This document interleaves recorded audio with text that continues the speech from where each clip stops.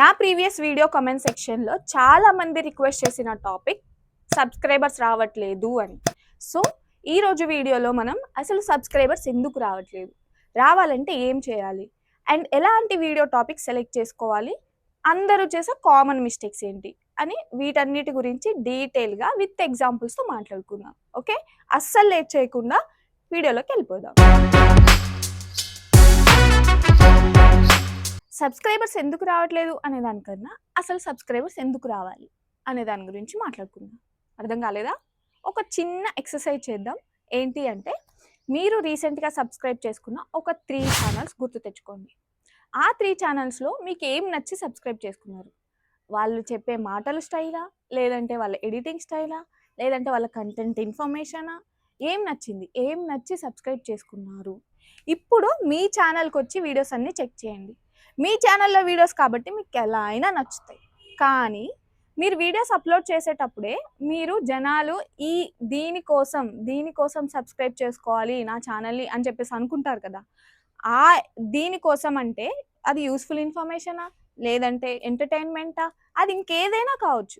ఆ ఎలిమెంట్ అనేది మీ వీడియోస్లో ఉందా లేదా అనేది ఒకసారి చెక్ చేయండి. మీరు ఇందాక ఒక 3 ఛానల్స్ సబ్స్క్రైబ్ చేసుకొని దాంట్లో ఉన్న మీకు నచ్చిన కొన్ని పాయింట్స్ నోట్ చేసుకోమని చెప్పాం కదా. ఆ పాయింట్స్ అనేవి మీ వీడియోస్లో ఉన్నాయా లేదా ఒకసారి చెక్ చేయండి. ఇది అర్థమైతే మీకు సగం ప్రాబ్లం అర్థమైనట్టే. నాకు కమెంట్ చేసిన వాళ్ళలో నేను వాళ్ళ ఛానల్స్ కొంతమంది ఓపెన్ చేసి చూశాను. అక్కడ నేను 2 టైప్స్ ఆఫ్ ఛానల్స్ నోటీస్ చేశాను.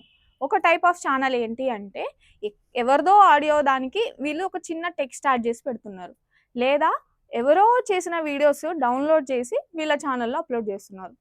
అసలు ఎందుకు వస్తారు సబ్స్క్రైబర్స్ ఇలా చేస్తే? సెకండ్ టైప్ ఆఫ్ ఛానల్స్ ఏంటి అంటే, అన్ని కుకింగ్ ఛానల్సే అనమాట. వీళ్ళు చాలా కష్టపడి జెన్యున్గా వీడియోస్ అప్లోడ్ చేస్తున్నారు, కానీ అయినా సబ్స్క్రైబర్స్ రావట్లేదు. సో సబ్స్క్రైబర్స్ రావాలి అంటే ఏం చేయాలో ఈరోజు మాట్లాడుకుందాం. నాకు కమెంట్ చేసిన వాళ్ళలో చాలా మందివి కుకింగ్ ఛానల్సే కాబట్టి నేను ఈ కుకింగ్ ఛానల్ ఎగ్జాంపుల్ తీసుకొని ఒక లాజిక్ చెప్పబోతున్నాను. ఒకవేళ మీది కుకింగ్ ఛానల్ కాకపోయినా వేరే ఏ టాపిక్ అయినా సరే సేమ్ లాజిక్ దానికి అప్లై చేయండి. సో మనం ఒక వంట చేస్తున్నాము అంటే ఆ వంటకం మీద ఆల్రెడీ యూట్యూబ్లో లక్షల కొద్ది వీడియోస్ ఉంటాయి. ఆ వీడియోస్లో మన వీడియో చూడాలి అంటే మనకు ఒక సంథింగ్ యూనిక్ స్టైల్ ఉండాలి, అప్పుడే చూస్తారు. ఇప్పుడు వంట ఛానల్స్ చూసే జనాలు కేవలం వంట గురించి మాత్రమే చూడరు, దానికి తోడు ఇంకా ఇంట్రెస్టింగ్గా ఏముంది అనేది చూస్తున్నారు. సో ఇది మీకు క్లియర్గా అర్థం కావడానికి నేను ఒక 4 ఛానల్స్ ఎగ్జాంపుల్గా తీసుకొని చెప్తాను. ఒకప్పుడు టీవీలో వచ్చే వంట ప్రోగ్రామ్స్ ఎలా ఉండేవి?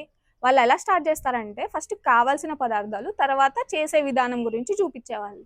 దాన్ని బ్రేక్ చేసుకుంటూ ఈ అమ్మ చేతి వంట, శ్రావణీస్ కిచెన్ వీళ్ళు ఏం చేశారు అంటే, డైరెక్ట్గా వంటను స్టార్ట్ చేసేసి ఏమేమి వేస్తున్నాము, ఎంతెంత క్వాంటిటీ వేస్తున్నాము, దానివల్ల ఏమేమి ఉపయోగం ఉంటుంది అని చెప్పేసి ఒక స్టైల్ క్రియేట్ చేసుకున్నారు వాళ్ళంతట వాళ్ళు. తక్కువ టైంలో ఎక్కువ ఇన్ఫర్మేషన్ ఇచ్చేలాగా చూసారనమాట. సో అది వాళ్ళ స్టైల్. ఇప్పుడు ఇంకొంచెం ముందుకెళ్తే ఫుడ్ అండ్ ఫార్మ్స్ అని చెప్పేసి ఒక అంకుల్ స్టార్ట్ చేశారు.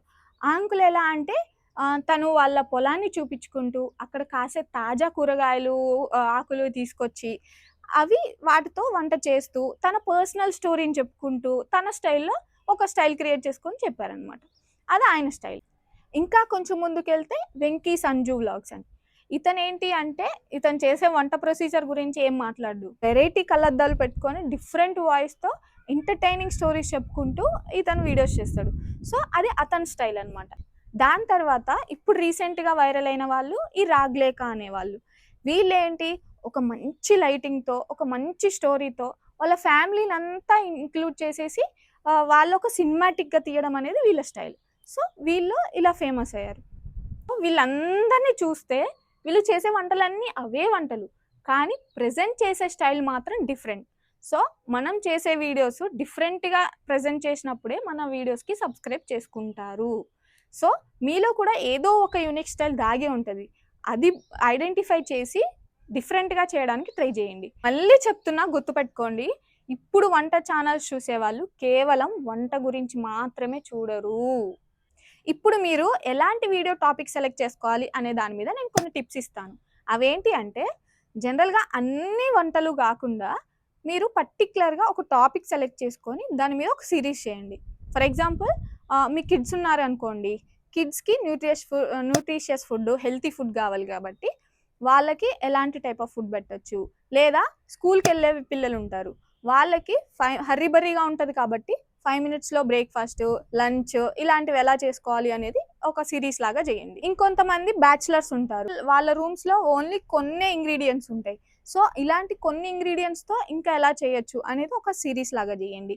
అండ్ నెక్స్ట్ సమ్మర్ రాబోతుంది కదా, ఈ సమ్మర్లో చాలా మంది జ్యూసుల కోసం డిఫరెంట్ టైప్ ఆఫ్ జ్యూసుల కోసం వెతుకుతుంటారు. సో ఇలా జ్యూస్లది ఒక సిరీస్ లాగా చేయండి. ఇలా పర్టికులర్ టాపిక్ సెలెక్ట్ చేసుకొని వాటి మీద సిరీస్ చేసి వీటిని కూడా ఒక ప్లేలిస్ట్ లాగా క్రియేట్ చేసుకోండి. సో ఇలా ప్లేలిస్ట్ క్రియేట్ చేసుకోవడం వల్ల ఏమవుతుంది అంటే మనది ఒక వీడియో అయిపోగానే ఇంకొకటి కూడా మనదే వీడియో చూపిస్తుంది. సో ఇలా స్పెసిఫిక్గా ఒక టాపిక్ మీద చేయడం వల్ల దానికి ఒక స్పెషల్ వాల్యూ ఉంటుంది అండ్ కరెక్ట్ ఆడియన్స్కి రీచ్ అవుతుంది. సో అప్పుడు సబ్స్క్రైబ్ చేసుకునే ఛాన్సెస్ ఎక్కువ ఉంటాయి. ఇంకొకటి ఏంటి అంటే కుకింగ్ వీడియోస్ చేస్తున్నప్పుడు షేకీగా ఉండకుండా అండ్ కలర్ఫుల్గా బ్రైట్గా ఉండేలాగా మంచి లైటింగ్ ఉండేలాగా చూసుకోండి. దీనికోసం ఒక రింగ్ లైట్ స్టాండ్ అయితే సరిపోతుంది. దీనివల్ల మనకి వీడియో చూస్తున్నంతసేపు ఎలాంటి డిస్టర్బెన్స్ లేకుండా ఉంటుంది. సబ్స్క్రైబర్స్ కౌంట్ పెరగడం కోసం చాలామంది చేసే మిస్టేక్ ఏంటి అంటే వాళ్ళకి తెలిసిన వాళ్ళు రిలేటివ్సో లేదా ఫ్రెండ్స్కో ఆ ఫ్రెండ్స్కో ఇట్లా అందరికీ షేర్ చేయమని లింక్ పంపిస్తుంటారు. కానీ అస్సలు చేయొద్దు ఇలా. ఎందుకు అంటే ఇలా చేయడం వల్ల వాళ్ళు మొహమాటానికో కాదని లేకనో చేస్తారు, సబ్స్క్రైబ్ అయితే చేసుకుంటారు.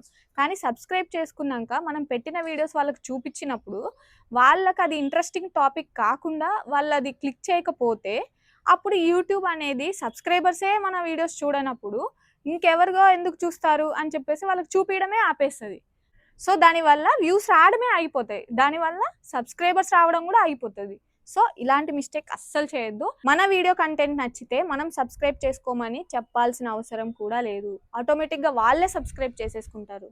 ఇంకొక కామన్ మిస్టేక్ ఏంటి అంటే కొత్తగా ఛానల్ స్టార్ట్ చేసిన వాళ్ళు కొత్త మురిపంలో నా ఛానల్ తొందరగా మానిటైజేషన్ అయిపోవాలి అని చాలా ఆతృతగా ఉంటారు.